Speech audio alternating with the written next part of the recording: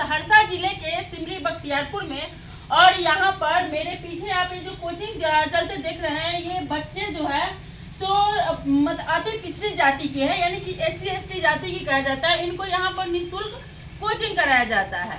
यहाँ पर जिनका जमीन है, उनका आरोप है कि यहाँ पे भू माफियाओं के द्वारा उनके जमीन को किसी और के द्वारा बेच दिया गया है। और ऐसा ही मामला आप आए दिन हमारे चैनल पर हर एक क्षेत्र का देखते ही रहते हैं। फिलहाल जो यहाँ के लोग हैं जिनका ये जमीन है, जो आरोप लगाए हैं भू माफिया पर, उनसे हम जानते हैं कि आखिर पूरा मामला क्या है, आखिर इनके जमीन को क्यों बेचा गया है। क्या नाम हुआ? जी, मेरा नाम कमलेश कुमार हुआ और मैं यहीं पर गरीब बच्चों को निःशुल्क में पढ़ाता हूँ। और यह ज़मीन जो है, यह हमारी पुश्तैनी ज़मीन है। चारा जी के नाम से थे। हमारे जो बड़े चाचा थे, उन्होंने अपने शेयर से ज़्यादा ही ज़मीन बेच चुके थे। और यह प्लॉट जो था अब मेरे पिताजी के शेयर में पड़ता है। लेकिन उन्होंने क्या किया, गलत तरीके से जमाबंदी अपने नाम कायम करके, और एक भू माफिया वकील गुप्ता करते हैं, जिनका बहुत इस तरह का संबंध, बहुत गैर कानूनी से उनका संबंध है, और उनके हाथों उन्होंने बेच लिया। जबकि इस ज़मीन पर पुराना टाइटल सूट केस चल रहा है। टाइटल सूट केस होने के बावजूद भी उन्होंने इस ज़मीन की रजिस्ट्री करवा दी। यानी जो ज़मीन बेचने वाला है, जो आपका छोटा चाचा है, बड़े चाचा है, मेरे बड़े चाचा हैं। और उन्होंने, जबकि इस ज़मीन पर टाइटल सूट केस एक नहीं दो केस चल रहा है, उसके उपरांत भी उन्होंने इस ज़मीन को बेच दिया और रजिस्ट्री करने वाले ने करवा लिया। फिर भी उस व्यक्ति ने, वकील गुप्ता का ने जमाबंदी कायम करने के लिए अंचलाधिकारी बख्तियारपुर के पास आवेदन दिया। अंचलाधिकारी ने उनके आवेदन को रिजेक्ट कर दिया।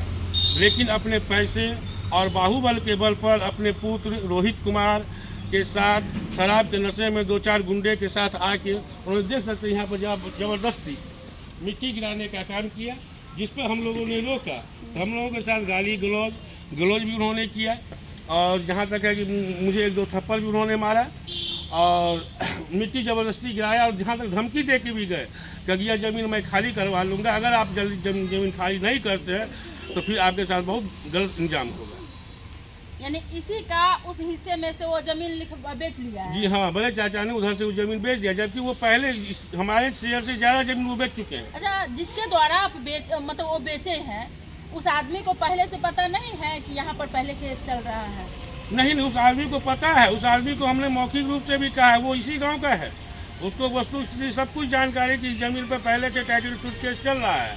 फिर भी उन्होंने अपने घमंड पे बल पे पैसे के बल पे उन्होंने उस ज़मीन को रजिस्ट्री करवा लिया। जबकि मैंने उससे जाके पहले भी कहा कि भाई साहब, ये ज़मीन पर टाइटल सूट है, हमारे दियाद में अभी बंटवारा भी नहीं हुआ है ज़मीन का। हमारे पिताजी के तीनों भाई में अभी ज़मीन का कोई बंटवारा नहीं हुआ है। उसके उपरांत ज़मीन पर टाइटल सूट केस चल रहा है, अतः इस झंझट में आप ना पड़े।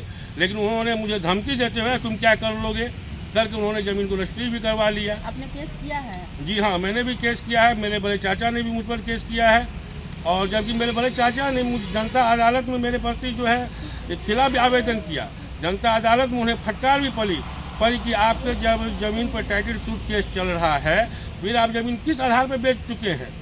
लेकिन फिर भी उसका परवाह न करते हुए, कानून को ताक पर रखते हुए, उन्होंने ज़मीन को पुनः रजिस्ट्री किया। रजिस्ट्री हो भी गया? जी हाँ, ज़मीन रजिस्ट्री हो गया। लेकिन अंचलाधिकारी के पास जब इन लोगों ने आवेदन दिया ज़मीन का जमाबंदी कायम करने के लिए, हम लोगों ने भी अंचलाधिकारी के पास आवेदन दिया कि सर, ज़मीन पर भी टाइटल सूट केस चल रहा है, अतः इसका जमाबंदी रोक दिया जाए।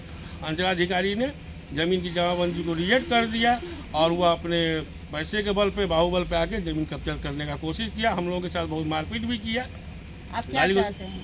हम बस सरकार से रिक्वेस्ट चाहते हैं कि सरकार जो है ऐसे भूमाफिया पर कड़ी से कड़ी कार्रवाई करे, ताकि यह भूमाफिया जो है, हम गरीब लोगों को देख सकते हैं कि अब मैं 2 बच्चों को लगे निःशुल्क पढ़ाता हूँ, अपना रोजी रोटी करता हूँ। और हम भूमाफिया से हमें बचाएं, हमें रक्षा दें, ताकि हम लोग अपना जीवन बसर कर सकें।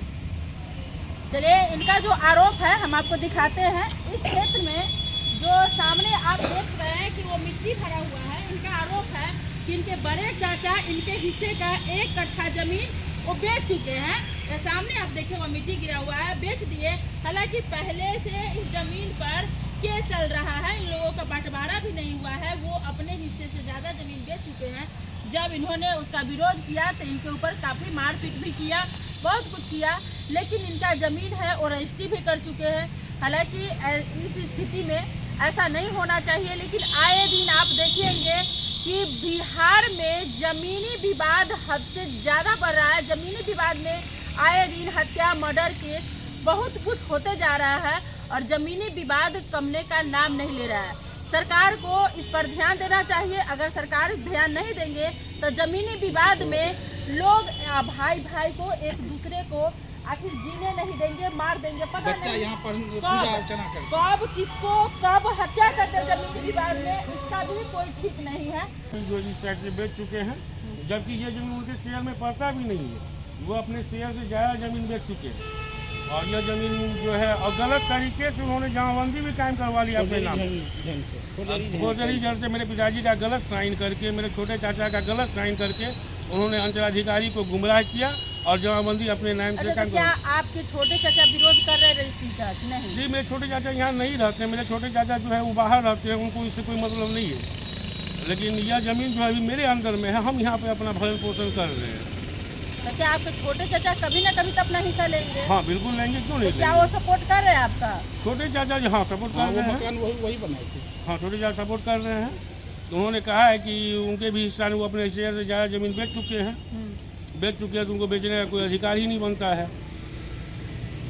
चलिए, आपने पूरा मामला सुना, लेकिन सरकार से निवेदन है कि ऐसे मामलों पर ध्यान दे। अगर ऐसे मामलों पर ध्यान नहीं देंगे तो कोई गरीब का ज़मीन कोई भी बेच देगा। आए दिन कोई भूमाफिया किसी के ज़मीन को कम रेट में लेकर के उसका मिसयूज करेंगे और जो गरीब रहेंगे, जिसके पास लाठी नहीं रहेगा, वो डर के साए में अपना घर, अपना ज़मीन छोड़ करके भाग जाएंगे। तो ऐसा कब तक चलेगा? सरकार को इस पर ध्यान देना चाहिए। बाकी जो दर्शक हैं वो देख रहे हैं, आप इनको सपोर्ट करें, वीडियो को शेयर करें और कमेंट जरूर करें। इनके सपोर्ट में आप वीडियो को शेयर करेंगे, शायद सरकार के पास पहुँचे और ध्यान दें।